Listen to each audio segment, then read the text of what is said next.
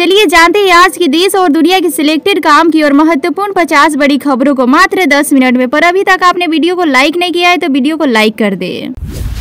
प्रधानमंत्री नरेंद्र मोदी के 74वें जन्मदिन पर विपक्ष के नेता राहुल गांधी ने मंगलवार को उन्हें बधाई दी और लंबी उम्र के साथ साथ अच्छे स्वास्थ्य की भी शुभकामनाएं दी। और विपक्ष दलों के कई अन्य नेताओं ने भी प्रधानमंत्री नरेंद्र मोदी को उन्हें जन्मदिन पर शुभकामनाएं दी। प्रधानमंत्री नरेंद्र मोदी के जन्मदिन के मौके पर पूरे देश में धूम है। वहीं बिहार के कटिहार जिले के सिंगारौल आनंदपुर गांव में लोग पीएम मोदी के जन्मदिन को बड़े ही निराले अंदाज में मनाते हैं। यहां के लोग प्रधानमंत्री नरेंद्र मोदी को भगवान राम का अवतार मानते हैं। इतना ही नहीं, ग्रामीणों ने पीएम मोदी को भगवान मानकर उनकी प्रतिमा भी स्थापित की हुई है और हर साल उनके जन्मदिन पर विशेष पूजा करते हैं। वहीं नरेंद्र मोदी के जन्मदिन के दिन ग्रामीण पीएम मोदी की प्रतिमा को आरती उतार कर शंख फूंक कर सेलिब्रेट करते हैं। देश में जनगणना कराए जाने पर आए दिन राजनीतिक होती रहती है। अब केंद्रीय गृह मंत्री अमित शाह ने मंगलवार को इसके संकेत दे दिए हैं कि भारत में जल्द ही जनगणना होने जा रही है। हालांकि उन्होंने इस संबंध में तारीख को लेकर स्पष्ट तौर पर कुछ नहीं कहा है। आम आदमी पार्टी के नेता अतीशा दिल्ली की कमबाल संभालने जा रही है। उन्हें आम आदमी विधायक दल की बैठक में नेता चुना गया है। अतीशी ने कहा है कि अरविंद केजरीवाल के नेतृत्व में ही ये हो सकता है कि एक सामान्य परिवार की महिला को मुख्यमंत्री बनाया जा सकता है। विधायक दल की बैठक के बाद मुख्यमंत्री बनने जा रही अतीशी ने प्रेस कॉन्फ्रेंस में कहा, मुझे विधायक बनाया, फिर मंत्री बनाया और आज मुझे मुख्यमंत्री बनने की जिम्मेदारी दे रहे हैं। आज दुख भी है मेरे मन में क्योंकि दिल्ली के लोकप्रिय मुख्यमंत्री मेरे बड़े भाई अरविंद केजरीवाल आज इस्तीफा दे रहे हैं। मोदी सरकार के तीसरे कार्यकाल के 100 दिन पूरे होने पर केंद्रीय गृह मंत्री अमित शाह और अश्विनी वैष्णव ने एक प्रेस कॉन्फ्रेंस कर सरकार की उपलब्धियों को गिनाया है। गृह मंत्री अमित शाह ने एक बड़ा ऐलान करते हुए कहा है कि पीएम नरेंद्र मोदी इस कार्यकाल में एक देश एक चुनाव को लागू करेंगे। 1980 के जिस दौर में लाल कृष्ण आडवाणी और अटल बिहारी वाजपेयी के नेतृत्व में बीजेपी का गठन हुआ था, उस समय शायद ही किसी ने सोचा होगा कि यह पार्टी न सिर्फ दुनिया की सबसे बड़ी पार्टी बनेगी बल्कि लगातार तीसरी बार सत्ता में काबिज होकर पहले प्रधानमंत्री पंडित जवाहरलाल नेहरू का भी रिकॉर्ड तोड़ देगी। यूं तो अटल बिहारी वाजपेयी के नेतृत्व में ही बीजेपी राजनीति का उत्थान शुरू हुआ था। उनके ही नेतृत्व में बीजेपी पहले 13 दिन, फिर 13 महीने और फिर पूरे 5 साल का कार्यकाल पूरा किया था। देश की सियासत गरमाई हुई है। सभी पार्टी के नेता एक दूसरे पर आरोप प्रत्यारोप लगा रहे हैं। वहीं आज दिल्ली के सीएम अरविंद केजरीवाल मुख्यमंत्री पद से इस्तीफा देने वाले हैं, जिसको लेकर बीजेपी सहित तमाम लोग उन पर निशाना साध रहे हैं। इसी कड़ी में बिहार के डिप्टी सीएम सम्राट चौधरी ने दिल्ली के सीएम अरविंद केजरीवाल को बेशर्म मुख्यमंत्री करार दिया है। सम्राट चौधरी ने केजरीवाल पर हमला बोलते हुए कहा है कि नाखून काट कर शहीद होना इसी को कहते हैं। बांग्लादेश में हिंदू समुदाय के खिलाफ हिंसा का मुद्दा कनाडा में भी गूंजा। खबर है कि भारतवंशी सांसद चंद्र राय ने बांग्लादेश में हिंदुओं की स्थिति को लेकर चिंता जाहिर की है। उन्होंने कहा है कि बांग्लादेश में जब भी परेशानी आती है तो उसका खमियाजा हिंदुओं को ही भुगतना पड़ता है। चंद्र आर्या ने कहा है कि हिंदू, बौद्ध और ईसाई समेत कई अल्पसंख्यकों को निशाना बनाकर बांग्लादेश में की जा रही हिंसा से मैं बहुत चिंतित हूँ। जब भी बांग्लादेश में अस्थिरता होती है तो धार्मिक अल्पसंख्यकों और खास तौर पर हिंदू समुदाय को ही इसका खमियाजा भुगतना पड़ता है। उत्तर प्रदेश के बलरामपुर जिले में बाराफात के जुलूस में इस्लामिक कट्टरपंथियों द्वारा आपत्तिजनक नारेबाजी का मामला सामने आया है। यहाँ गणेश पंडाल के आगे मुस्लिम भीड़ ने हरे झंडे लहराए और उत्तेजक नारेबाजी की। फिलहाल प्रशासन ने पूरे मामले की जांच करवा रही है। बिहार के रोहतास में करीब 300 लोगों से 8 करोड़ रुपए की ठगी हुई है। ये सभी पीड़ित लोग रोहतास के मोथा गांव के रहने वाले हैं। जिसके साथ ठगी हुई है उसमें ज्यादा महिलाएं और गरीब मजदूर लोग हैं। उनके नाम पर लोन उठाकर ठगी की गई है। पूरे गांव को ठगने वाले एक ही परिवार के सदस्य हैं। बीते सोमवार को ठगी के शिकार हुए लोगों ने काराकाट थाना में शिकायत दर्ज कराई। मामला सामने आने के बाद हड़कंप मच गया है।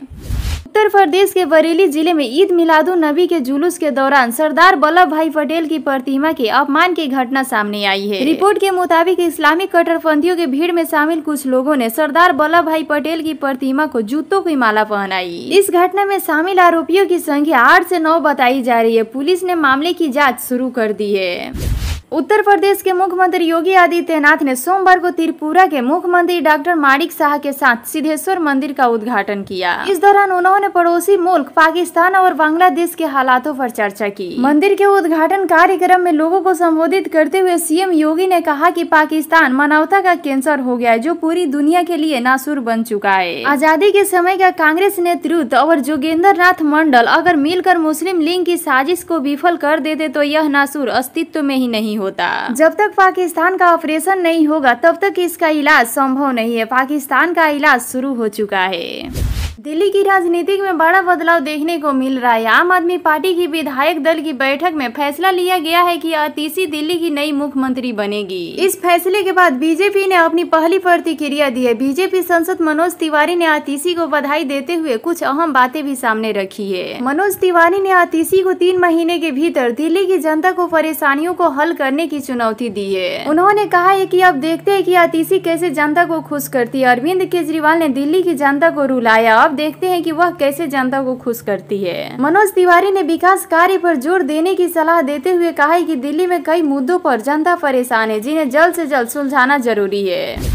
बिहार के उप मुख्यमंत्री सम्राट चौधरी ने सोमवार को आरक्षण को लेकर कांग्रेस और इंडिया गठबंधन पर निशाना साधा। सम्राट चौधरी ने कहा है कि कांग्रेस के नेता राहुल गांधी के डीएनए में ही आरक्षण विरोधी नीति है। उन्होंने कहा है कि राहुल गांधी ने विदेश में जाकर लोकतंत्र का न केवल मजाक उड़ाने का काम किया है, बल्कि संविधान में बाबा साहेब भीमराव अम्बेडकर द्वारा दिए गए आरक्षण का भी मजाक उड़ाया है। उन्होंने कहा है कि पंडित जवाहरलाल नेहरू ने भी आरक्षण का विरोध करने के लिए सभी तत्कालीन मुख्यमंत्रियों को भी पत्र लिखा था। यही नहीं, राहुल गांधी की दादी इंदिरा गांधी ने भी गरीबों पिछड़ों को आरक्षण नहीं मिले इसके लिए काम किया था।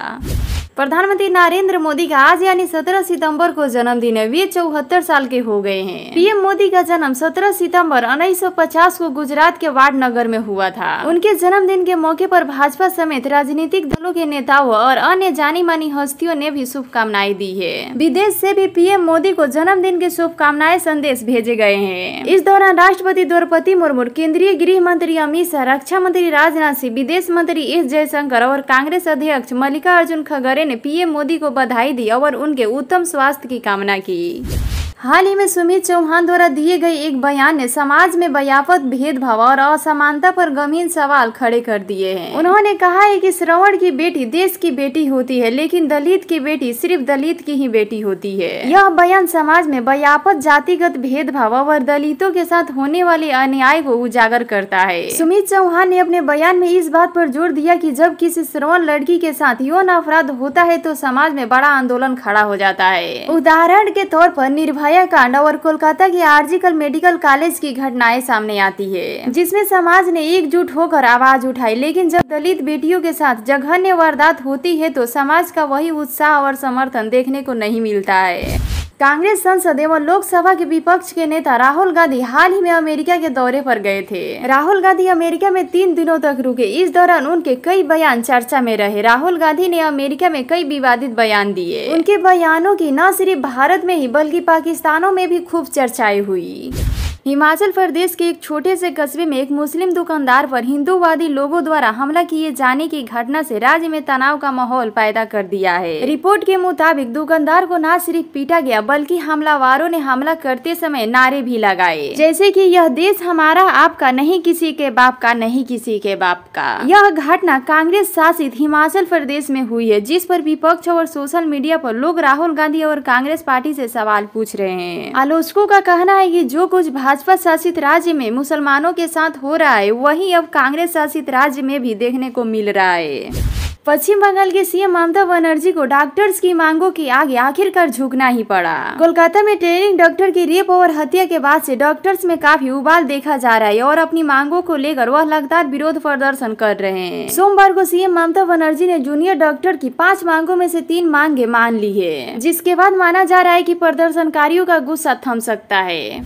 शिमला के संजौली में मस्जिद के अवैध निर्माण के विरोध में सोमवार को सोनल शहर में हिंदू संगठन और व्यापार मंडल ने प्रदर्शन किया। प्रदर्शनकारियों ने अन्य राज्यों से आकर व्यापार करने वाले लोगों का विरोध किया और दुकान के बाहर लाल रंग का निशान लगा दिए। इनका कहना था कि निशान इसलिए लगाए जा रहे हैं ताकि जिन्होंने मुसलमानों और अन्य लोगों को किराए पर भवन दिए हैं उन्हें पता चल सके कि यह हिंदुओं की भूमि है। हालांकि कुछ लोगों ने इसका विरोध भी किया। वहीं शाम को किराए पर ली गई दुकानें खाली होनी शुरू हो गई। ये दुकानें मुस्लिम एवं अन्य राज्यों के लोगों ने ली थी और यहाँ व्यापार कर रहे थे।